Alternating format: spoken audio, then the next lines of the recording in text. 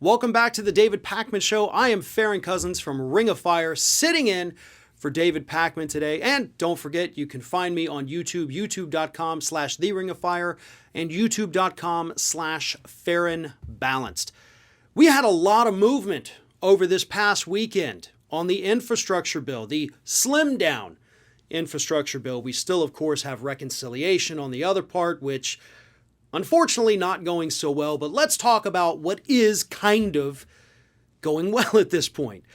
Senate did vote to move forward on infrastructure negotiations, infrastructure debate.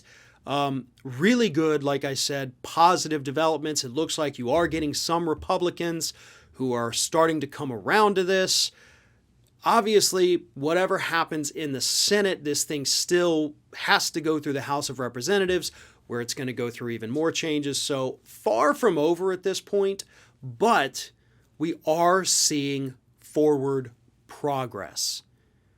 But there's somebody who's not happy about forward progress. Somebody who has been shouting for 2 weeks now that forward progress is a bad thing. And you guessed it, ladies and gentlemen, that person is none other than former President Donald J. Trump. Trump issued a warning to Republicans over the weekend. He said, Joe Biden's infrastructure bill is a disgrace.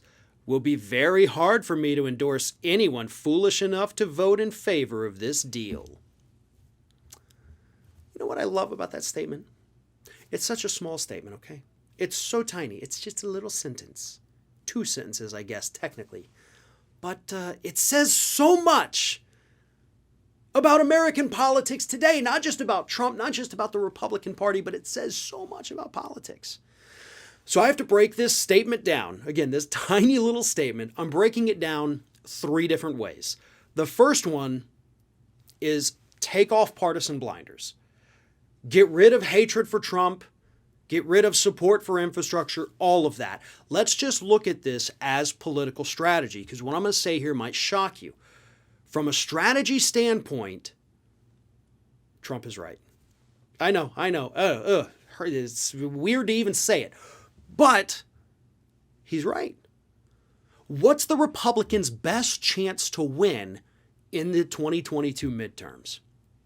Showing the public that the Democrats couldn't get anything done. Showing the public that all these lofty goals of the Democratic Party fell flat.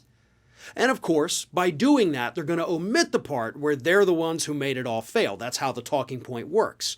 But Mitch McConnell was very clear a couple months ago when he said on camera, we've got to make sure that they can't move forward on their agenda, because McConnell knows the same thing.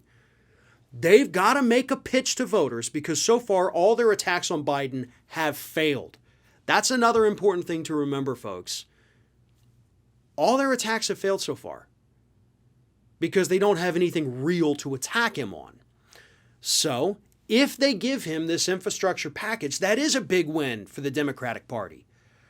Not as big as it should have been, certainly not as big as they were asking for in the plan, but if the Democrats produce, if the Democrats go to the public and say, we got you this, because remember, it's not just an infrastructure plan, folks, it is a jobs plan that is widely supported by members of both parties out there in America. So, again, this is only looking at this through nonpartisan eyes. Trump saying, do not support this.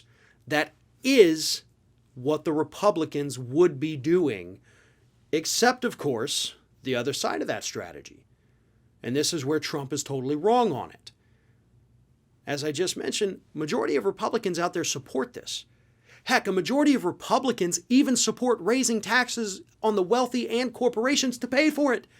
They supported it before it was even cut down to $1.2 trillion. They liked it when it was $3.5 trillion. They want the plan. So they would be less likely in turn, based on that, to believe Republican talking points that Democrats were unable to deliver, because they're clearly paying at least somewhat attention to this issue. And that's another positive development. They know who's holding this thing up. They know that they want it, and they know that Republicans, and to a degree Manchin and Sinema, don't want them to have it. So that's why Republicans are stuck between the rock and a hard place here on terms of strategy. They want to get Democrats to lose.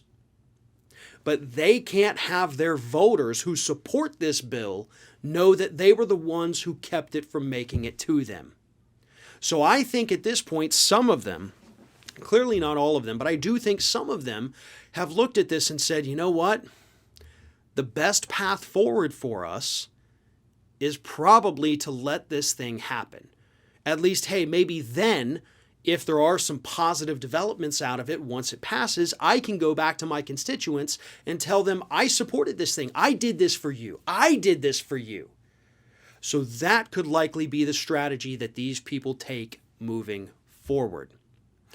And, of course, there's also the third part, and that is, who cares if Trump withholds his endorsement? There was a study that came out last week, and I actually spoke about this on my other channels because it's a phenomenal study. I love it. They looked at races where Donald Trump endorsed a candidate versus races where Donald Trump did not endorse a candidate.